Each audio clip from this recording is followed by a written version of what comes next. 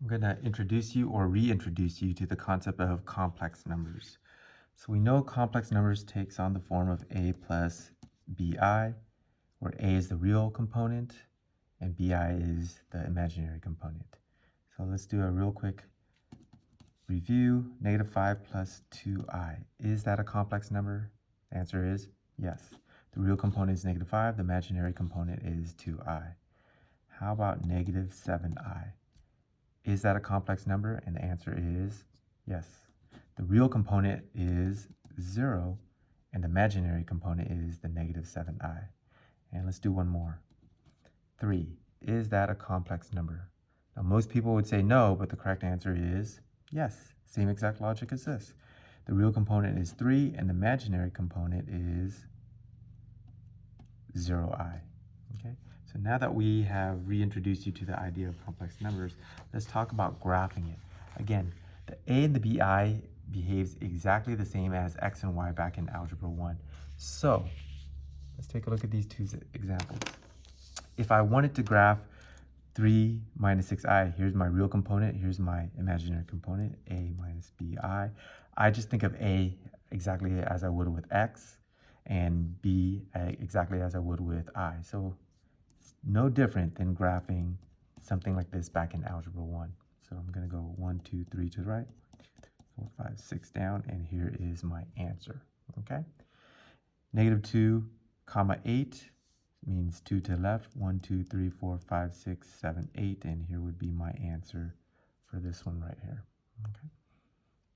All right. Now the reason why I drew this back in here is they're going to ask you for something called the absolute value of your complex number. That's really just the magnitude.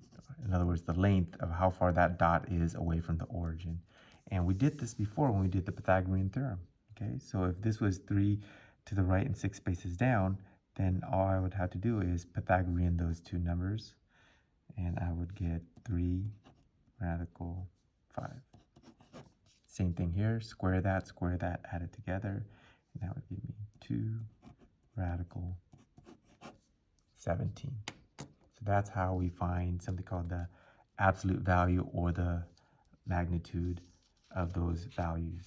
Okay, I'm going to do a real quick recap of everything we've discussed so far, especially the concept of algebra and trig.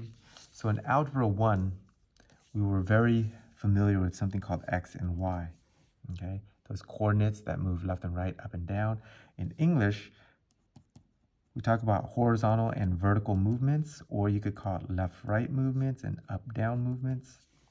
Okay, and in trigonometry, we have something called cosine and sine. Okay, just to let you know, x in Algebra 1 is the same thing as cosine in trigonometry. Y in Algebra 1 is the same thing as sine in trigonometry, and vice versa. And really, this whole idea of complex numbers is introducing us to Algebra 2, which is the real and the imaginary component. So the easiest way to remember all of this is that they're all alphabetical. It works out quite beautifully. A comes before B, X before Y, H before V, L before U, C before S. So anytime I say the real component in Algebra 2, that's the same thing as X in Algebra 1, etc. BI, the imaginary component in Algebra 2, that's the same thing as X in Algebra 1, which is the same thing as the sine function in trigonometry.